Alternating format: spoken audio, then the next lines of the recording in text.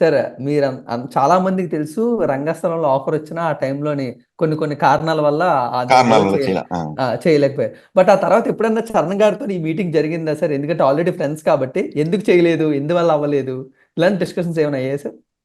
లేదు చరణ్ చూసి చాలా సంవత్సరాలైంది. ఇప్పుడు నా హైదరాబాద్‌లో ఏదైనా ఈవెంట్స్ లో ఎక్కడన్నా చూస్తే తప్ప ఈ డిస్కషన్ రాలేదు. ఆహ్, అవును. అప్పుడు అప్పుడు సడెన్ గా అది ఎందుకు మిస్ అయిందో నాకు తెలియలే అది. బట్ చూద్దాం, ఇంకా ఉందిగా. Yes. But how happy you are sir. ఎందుకంటే చిన్నప్పటి నుంచి బన్నీ గారిని, చరణ్ గారిని చూస్తున్నారు. ఈరోజు వాళ్ళు పాన్ ఇండియాగా ఎదుగుతున్నారు. ఒక ఫ్రెండ్స్‌గా పాన్ ఇండియా మీకు కూడా స్టార్స్. ఉంటుంది. యెస్.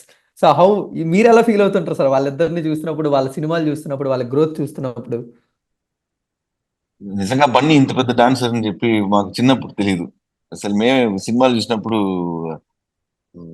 షాక్. ఓకే.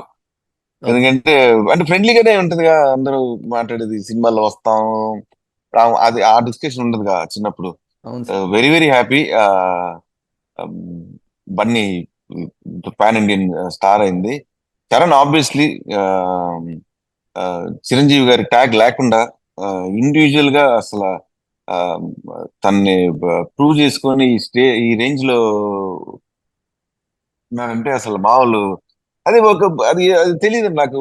చరణ్ బన్నీని చూస్తే ఒక డెఫినెట్ గా very very big stars and pan India, మీ పాన్ వరల్డ్ అయిపోయారు ఇప్పుడు. యెస్. కానీ నాకేంటో ఒక బ్రదర్లీ ఫీలింగే ఉంటది. అంటే చరణ్ బన్నీ అలాగే ఉంటుంది నాకు. మేబీ తెలియలే, చిన్నప్పుడు ఎక్కువ తిరిగినందువల్ల తెలియట్లా. ఇప్పుడు చూడలే అసలు, చాలా సంవత్సరాలు అయింది అందరం చూసి.